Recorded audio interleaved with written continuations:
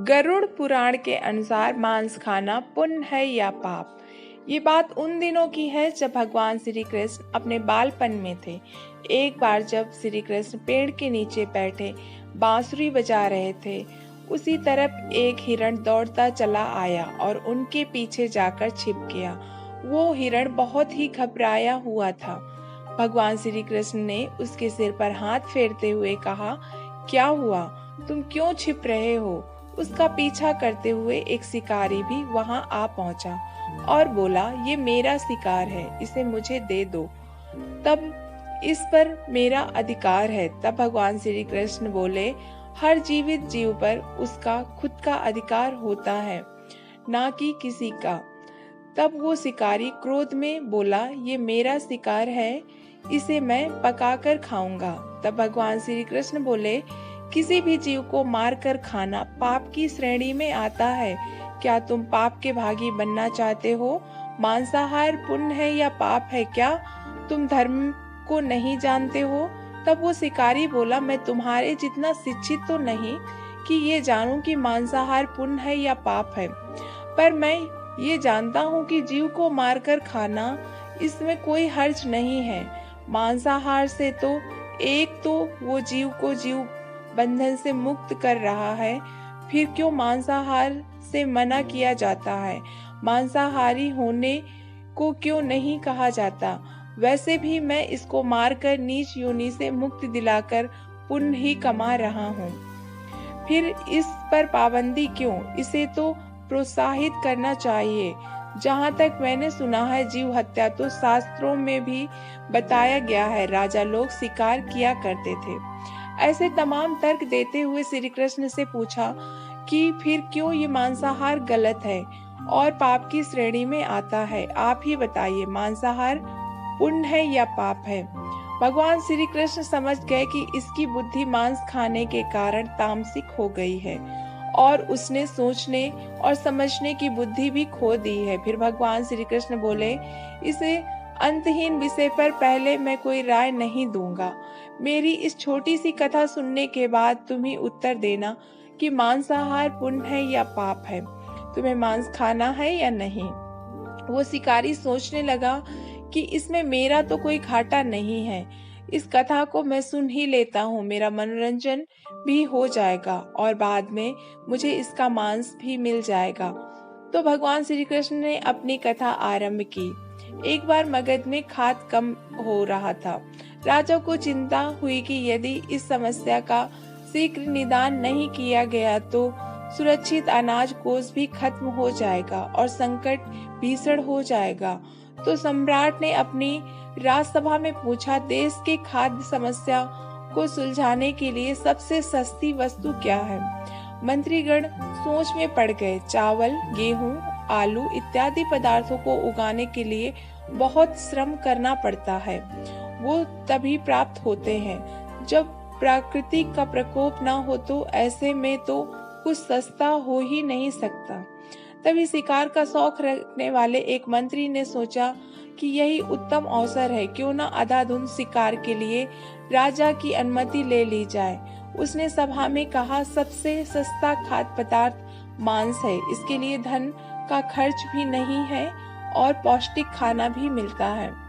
सभी सामंतों ने इस बात का समर्थन कर दिया, लेकिन मगध के प्रधानमंत्री अभी भी चुप थे।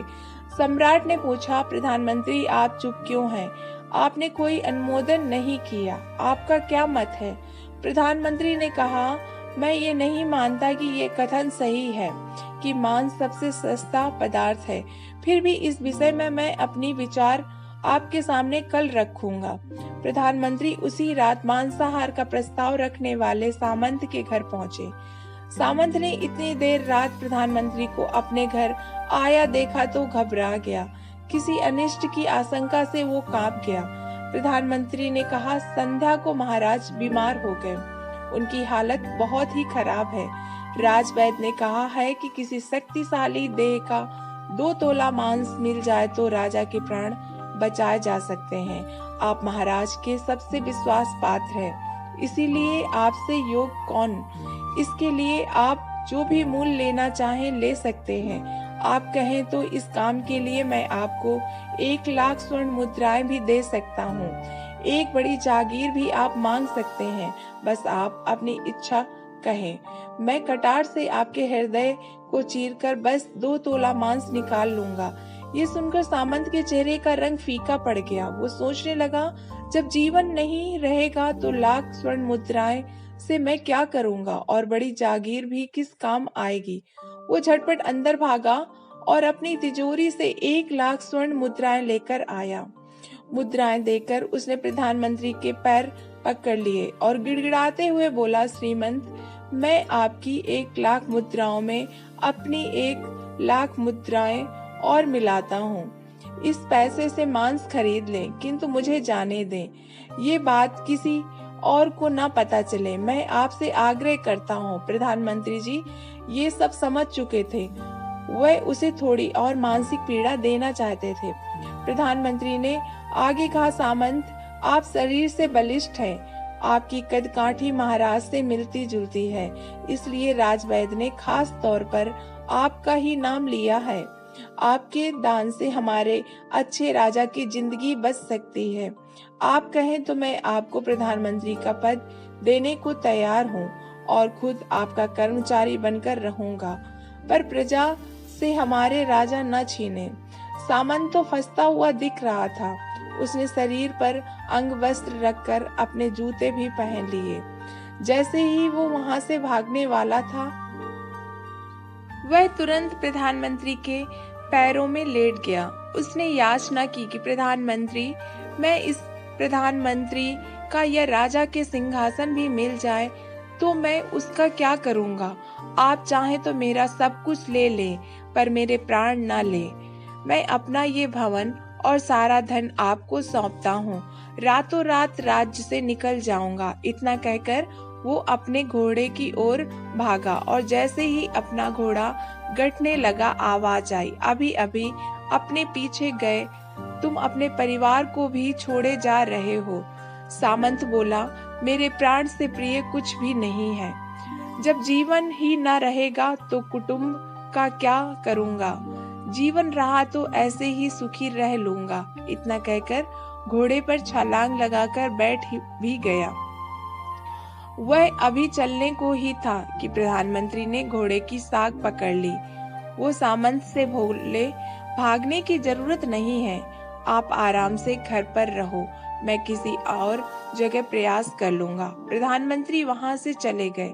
प्रधानमंत्री के वहां से जाने पर सामंत के अंदर कुछ जान तो आई, परंतु बेचैनी बनी रही।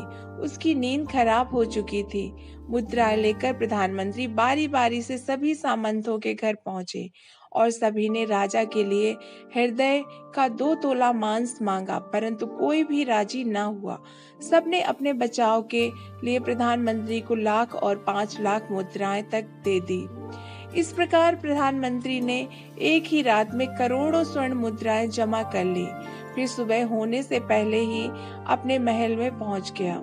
अगले ही दिन राजसभा में सभी सामंत समय से पहले ही पहुंच गए। सभी ये जानना चाहते थे कि राजा स्वस्थ हैं कि नहीं, लेकिन कोई भी किसी से भेद नहीं खोलता था।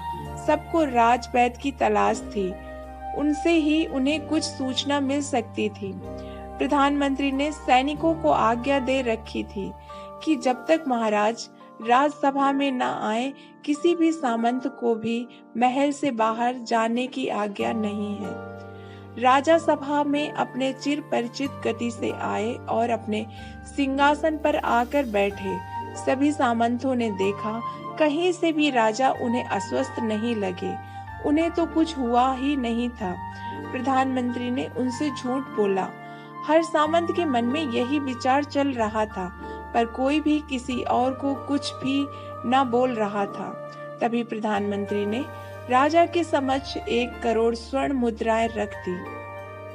राजा ने पूछा, ये स्वर्ण मुद्राएं किसके लिए हैं और कहां से आई हैं?